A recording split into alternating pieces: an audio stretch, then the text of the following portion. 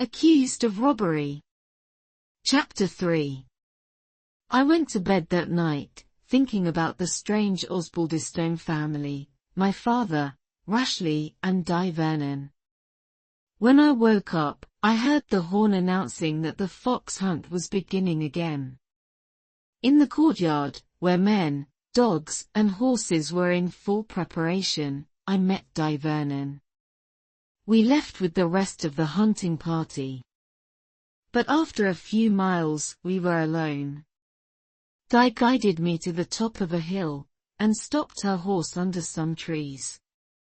She indicated some mountains on the far horizon. She said that they were in Scotland and that if necessary my horse could take me there in 2 hours. I was surprised. I had no desire to go to Scotland. What should I do in Scotland? I asked. Provide for your safety. She replied. Didn't you travel here with a man, a Mr. Morris? The girl asked me then. Well, yes. I travelled with a strange little man who was always worried about his portmanteau, I answered, slowly.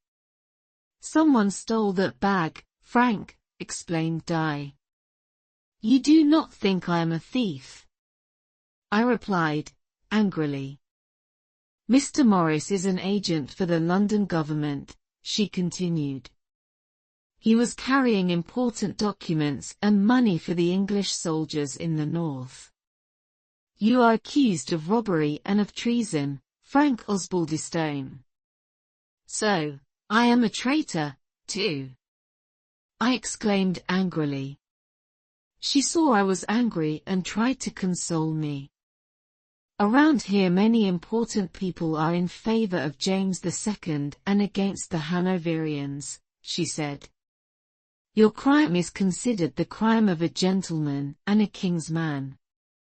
But I want to refute this terrible accusation. Who is examining my case? I demanded. Judge Inglewood.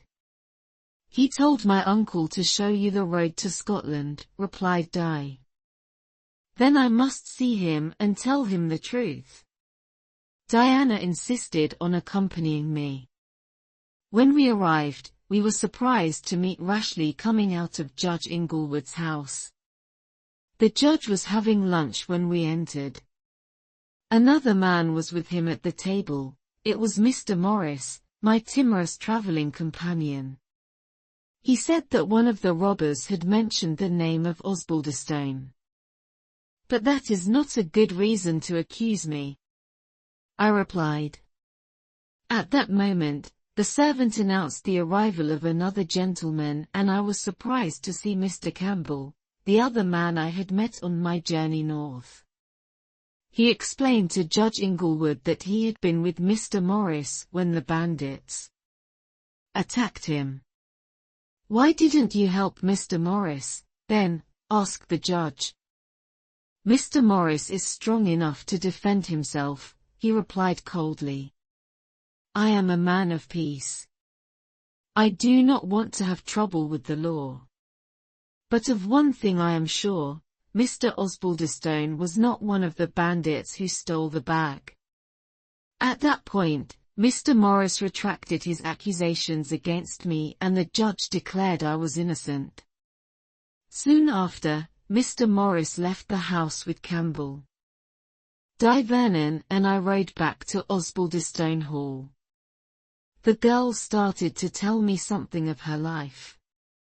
She had many troubles, she said. I tried to learn more, but she replied mysteriously, I cannot reveal my secrets. At Osbaldistone Hall, Di ordered dinner for us in the library. The ancient, dark library was full of books, very untidy and neglected. On one wall was a portrait of Di's grandfather, Lord Vernon, with the Vernon motto above it.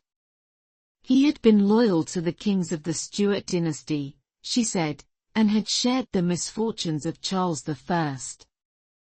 The Vernon family, once important, was now ruined. During our meal, Rashleigh entered. I must thank you for calling Mr. Campbell. His defense saved me, I said. I was curious and wanted to learn more about the connection between Rushley and Campbell, so we continued to talk until Diana went to bed.